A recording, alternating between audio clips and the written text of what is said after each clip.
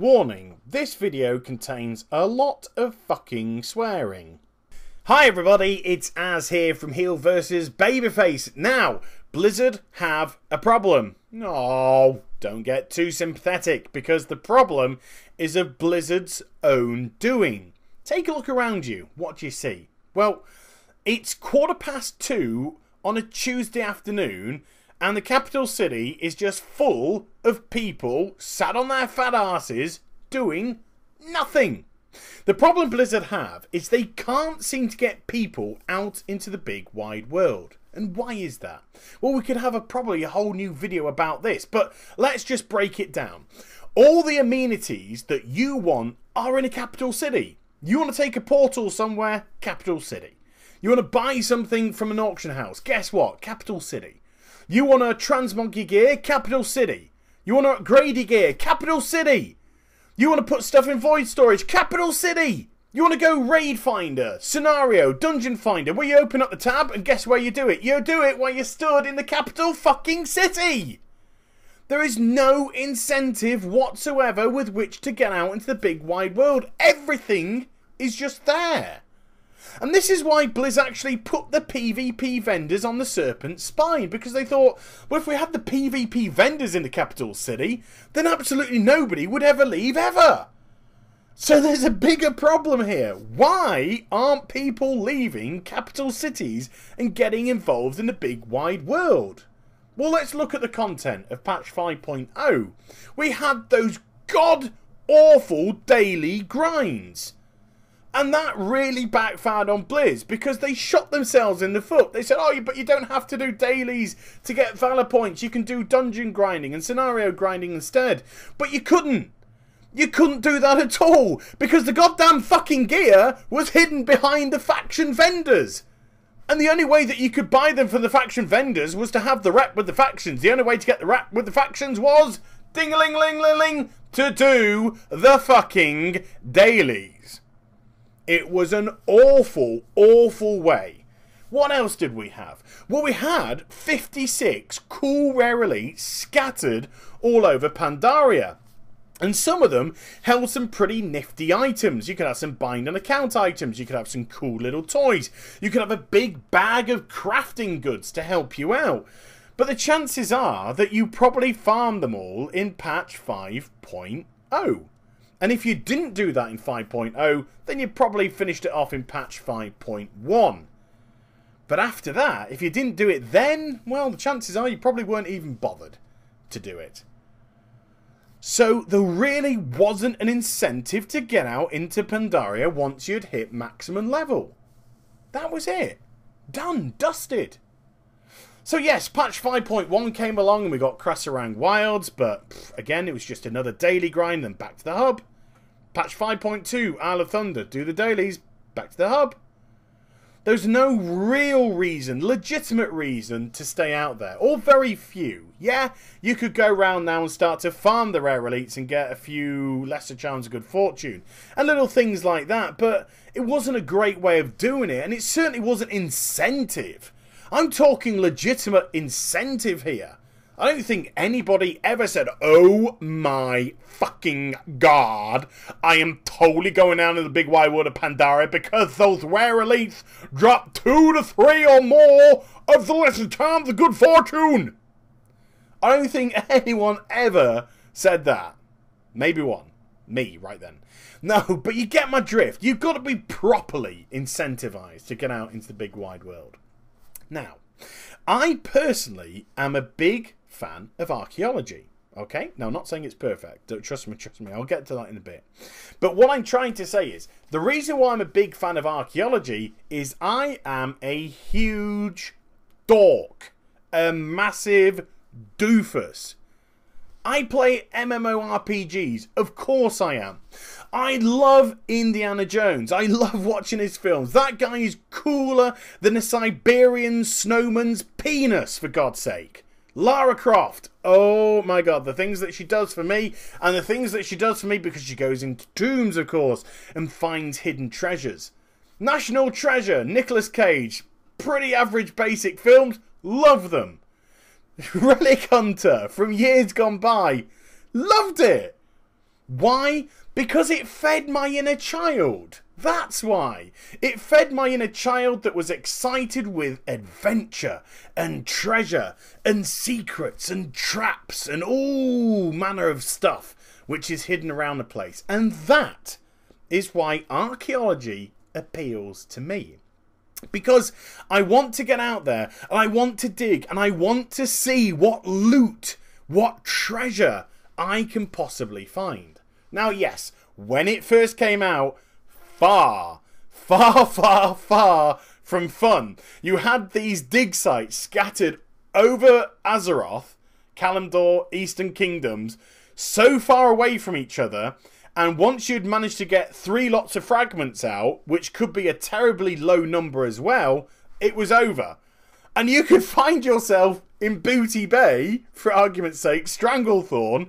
You'd just done a dig site. You look at your map where the next one popped. It's fucking Ghostland! I'm not going to fucking Ghostlands. I'm going to go away all across the map just to get 3 fucking fragments. Piss off!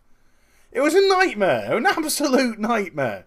But they refined it a little bit, and they decided to boost not only the amount of fragments that you found, but instead of just 3 attempts, you got 6 attempts to get fragments out. So it's got a little bit more amenable.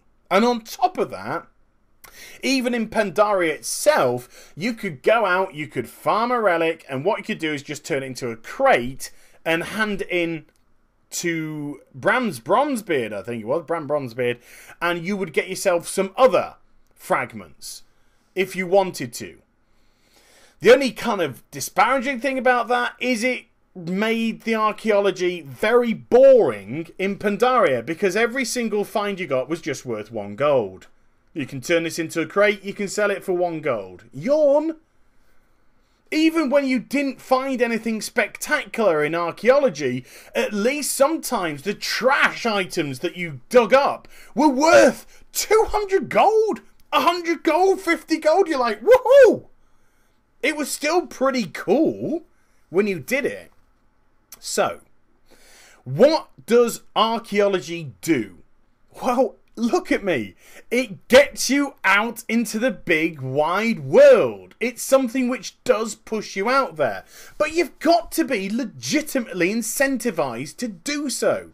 I recently did a video on my channel for Final Fantasy XIV where I showed you how you can become a treasure hunter. It's pretty easy to see from my enthusiasm why I found that absolutely amazing. Because it was all about finding secrets. What's going to be in there? What items can I possibly find? And what really teased you with the one in World of Warcraft is you could actually see what you were going to create with your fragments. Was it just a bit of trash? Was it a rare item? Was it going to be a mount or a pet? That was awesome. But the huge issue is, I think you can only get 2 mounts from archaeology. And you can get a handful of pets, but it's simply not good enough. Now, before I go further into that, let me take you to Mists of Pandaria. So Mists of Pandaria comes about, and of course we get the new archaeology here. The new dig sites, the new finds, the new treasures. But it was just weak. As mentioned before, every single bit that you dug up, that you created, was worth either 1 gold or you handed it in for fragments. You turned it into a crate and you handed it in for fragments for a different part of archaeology. Troll, fossil, night elf, etc. So all it was trying to do was just push you to do those older ones.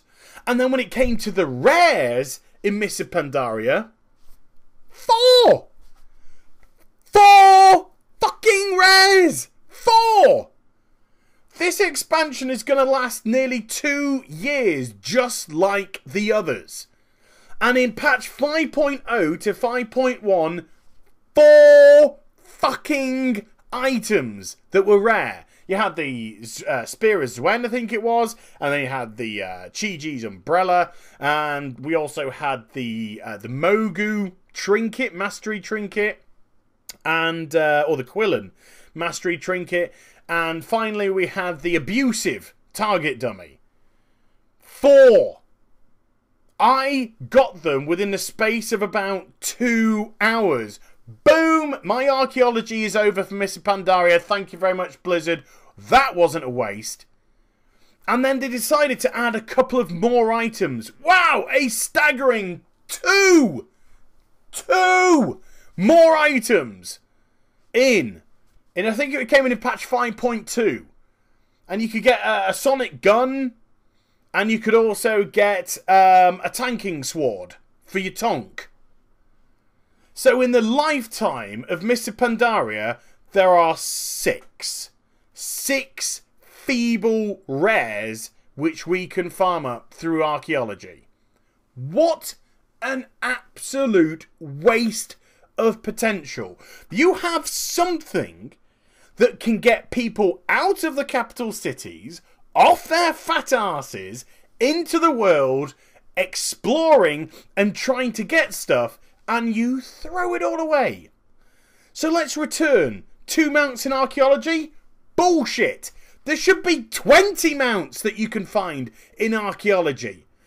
A handful of pets, a dozen pets, sod that, 3-4 dozen pets. There should be lots of incentive to keep you out there. You find 1 mount, you find the 2 mounts in archaeology, done, dusted, thank you, bye.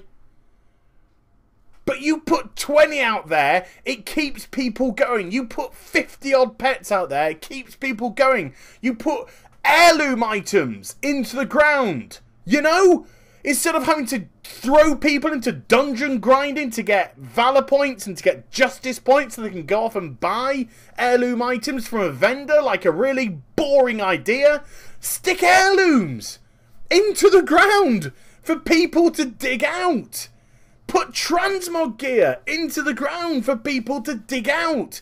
Make it exciting, make it interesting for them. No, I am not saying under any sort of capacity that archaeology is the grand saviour and archaeology is the way to get everybody out of the capital cities, because I know that archaeology appeals to a set few. But if you look at how archaeology is designed currently, of course it's only going to appeal to a set few, because to be quite honest with you, it's really fucking dull. It's really dull. It doesn't offer the incentive to get out there. But maybe, just maybe, if that incentive exists, then it would get a lot more people. And if it didn't at first, just you wait. Just you wait till the people that can be bothered return back to the capital cities on their amazing new mount, sporting their fantastic looking transmog gear while holding their simply magnificent new heirloom item, while accompanied by the cutest new pet that you could imagine. Then that will turn heads and people will say, "How did you get that?" And they'll say, "I got it through archaeology, getting out in the world, digging, finding." But you know what? I am living in a fantasy land. I'm the first to admit that. You don't have to tell me in the comments below. Because if Blizzard did create those additional 18 mounts and those 40 odd pets that would turn the heads of the people that saw them in the capital cities, they wouldn't be in the ground waiting to be dug up. They'd be on the Blizzard store at a premium rate. And that's the sad fact of the matter. That's why archaeology is just going to be another mundane, dull, unexciting, uneventful profession. Because although it could get people out there, it could get people excited, definitely not going to change the world, but what could do that is better served making Blizzard dollar on the store. And I hope you enjoyed the vid. Please do like, comment and subscribe to my channel. Follow me on Twitter, Facebook and also twitch.tv/Heal vs Babyface for live streaming. And I shall be back with some more stuff very soon. You take care everybody. Bye bye.